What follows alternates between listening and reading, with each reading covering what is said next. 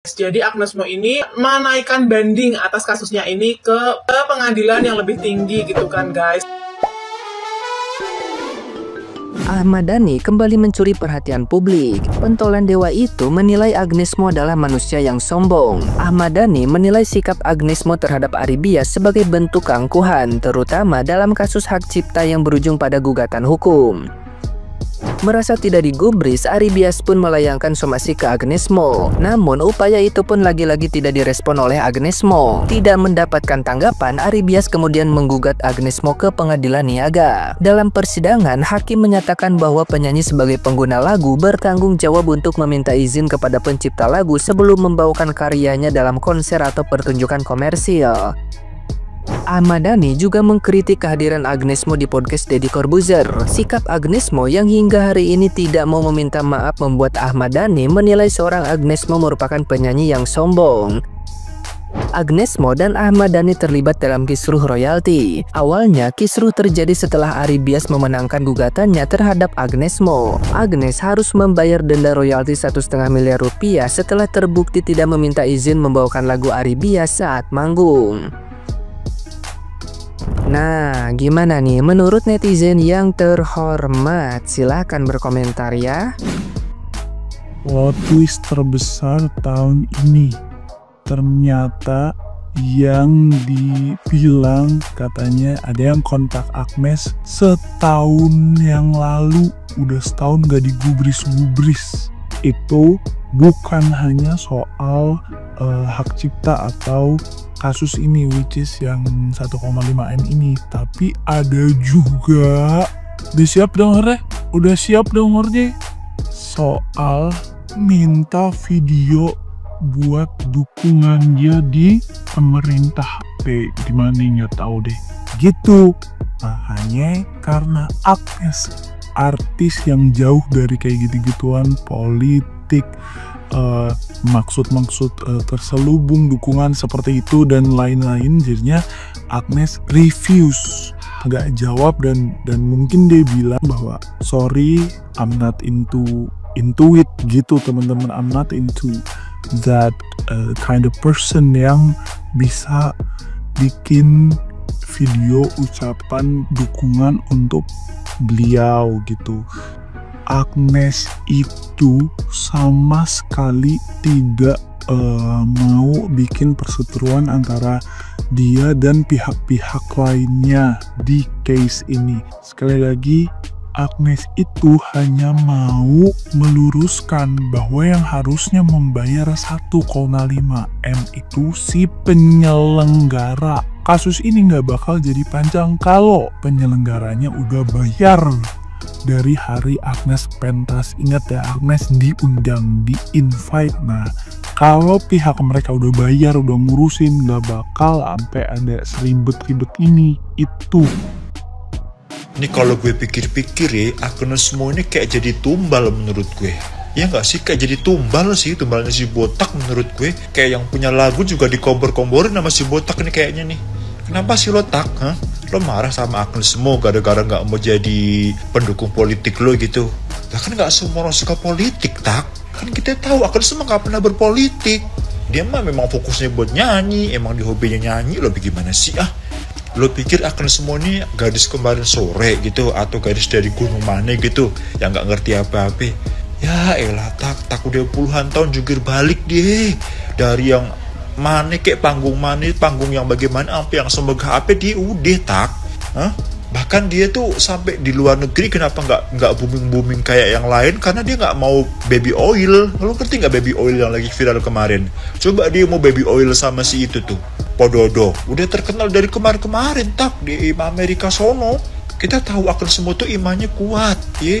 Dia mau ngebales haters aja dia nggak mau nyakitin. Haters ngatain di apa-apa aja dia senyum, cengar-cengir tuh Agnes Mo tuh perempuan pinter.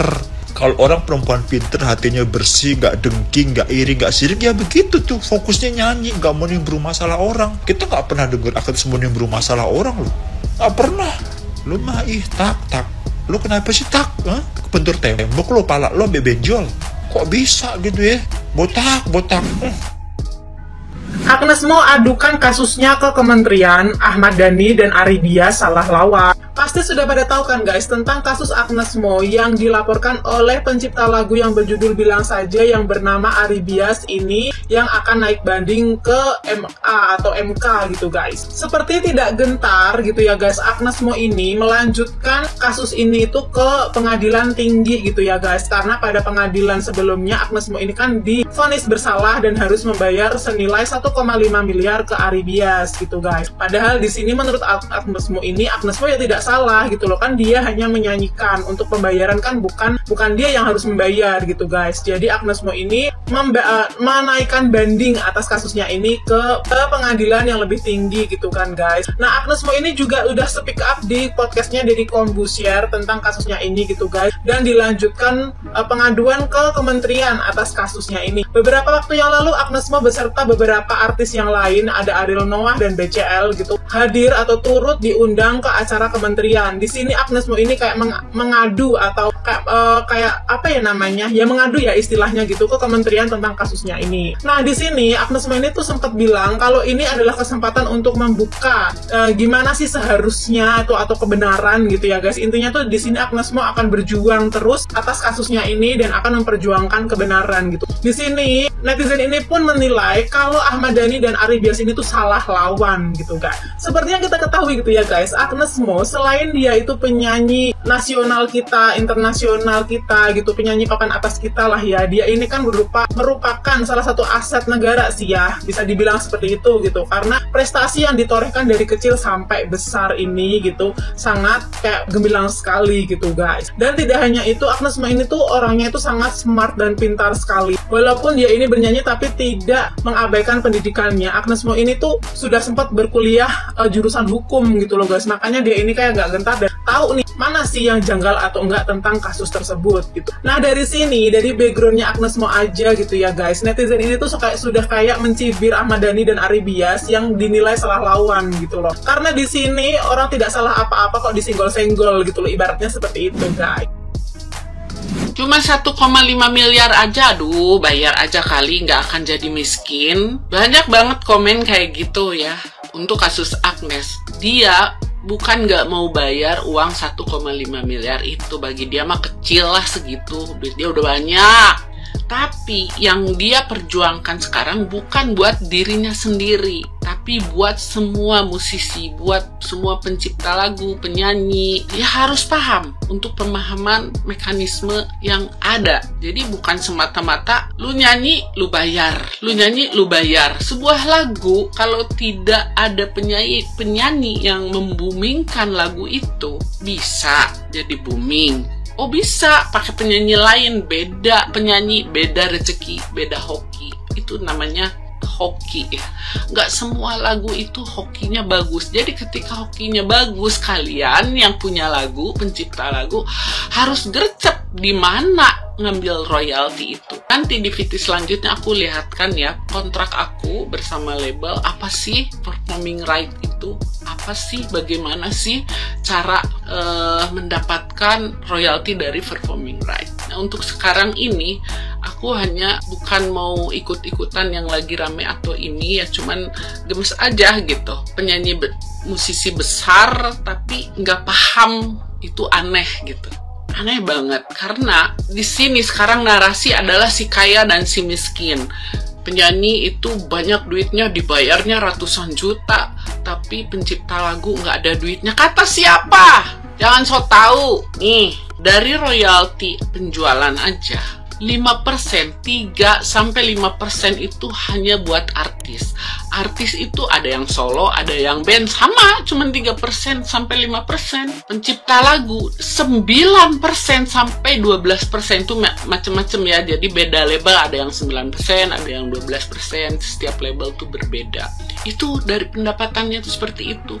Nah, label itu kalau nggak salah 35% sampai berapalah gitu ya, aku lupa. Karena aku juga udah lama banget. Jadi ada duitnya. Nah, jangan hanya nanda tangan doang. Dibaca bagaimana untuk mendapatkan royalti ini. Biasanya ada laporan per 6 bulan sekali. yaitu laporan itu akan datang ke label, publishing itu, labelnya publishing itu akan melaporkan pada setiap pencipta lagu.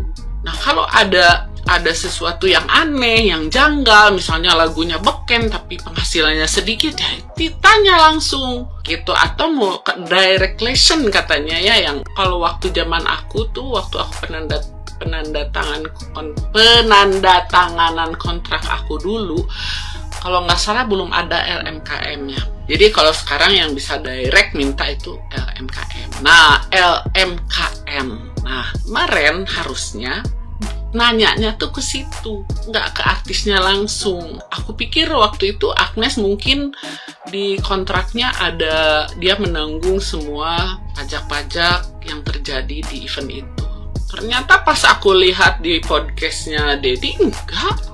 Jadi tiba-tiba muncul 1,5 M itu, aku nggak paham itu dari mana ya. Nah, sekarang sebagai ya musisi daerah lah katakan, aku mau tahu nih kelanjutannya seperti apa.